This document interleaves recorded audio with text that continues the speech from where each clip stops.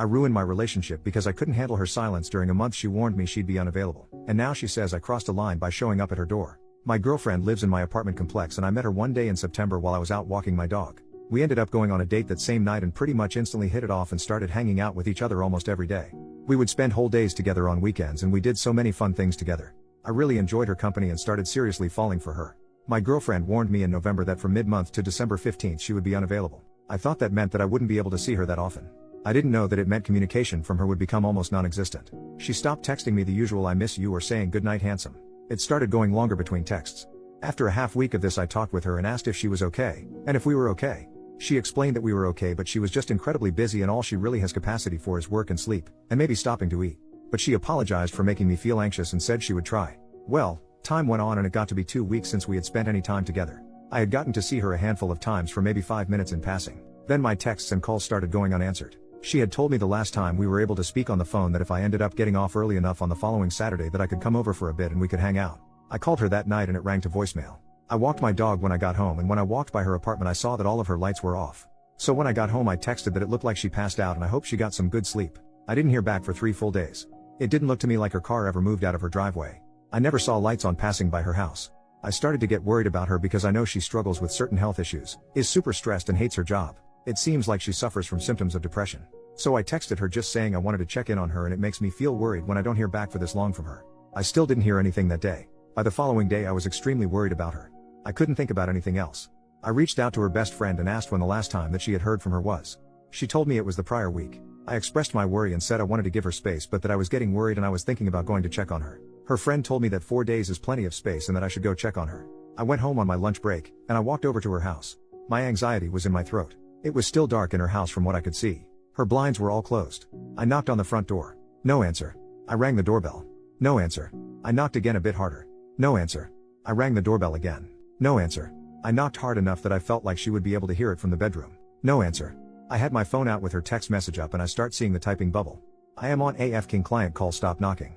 I immediately left. I sent a text message saying sorry, I was just really worried about her. I thought more and added a little later on that I realized I went overboard with the knocking and I was really sorry. It went another full day and I didn't hear back. I talked to my father who said it doesn't seem like she is communicating or treating you very well. I told him I just wanted to talk to her and I had half a mind to go knock on her door now, at night, just to talk with her and let her know what is going on in my mind. But I was worried about looking crazy or ruining things further. He asked me how much would change from how things had been going. At least if I did this and I could talk with her I would have an answer. So I wrote a text telling her I was going to stop by in 5 minutes to just chat for a bit, and that it was really important that we talked. I went over and rang her doorbell.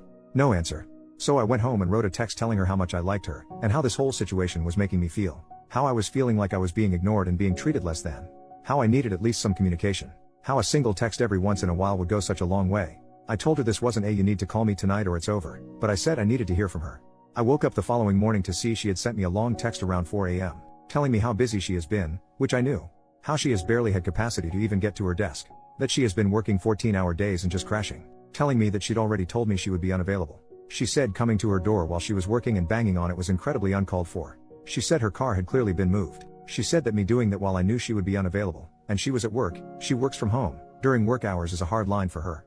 I didn't know that unavailable meant zero contact or being able to see her at all. But regardless, in one fell swoop I ended my relationship with someone I cared about deeply. All because I couldn't get a grip on my anxiety and be patient. Update, 10 days later, my last post kinda blew up so I figured some people might appreciate an update. I mentioned at the end of my original post that she had sent me a long text the following morning telling me how much I had messed up and crossed a hard line. I did respond to that text with an apology, saying that I did let my anxiety control me, and that I wanted to work on things. That I was going into therapy to work on my own issues. She didn't explicitly say that we were over, so I asked her for clarification on where we stood, if she was done. I said, outside of that, I would not contact her until I heard back from her. As of today it has been 12 days, she has not responded to me at all. The last 12 days have been horrible for my mental well-being. I decided yesterday to just move on and give myself my own closure. I realized a lot of important things through this experience. I realized that I didn't do anything wrong. Unavailable does not mean you disappear and drop off the earth for days at a time, ignoring the outside world. I did nothing wrong by going to check on her.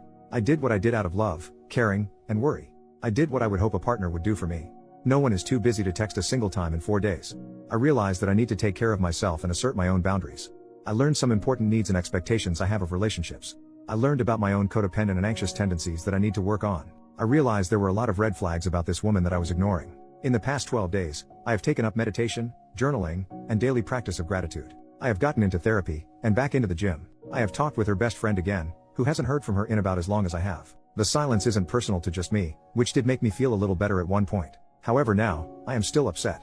I am mad at the way I have been treated throughout this whole process.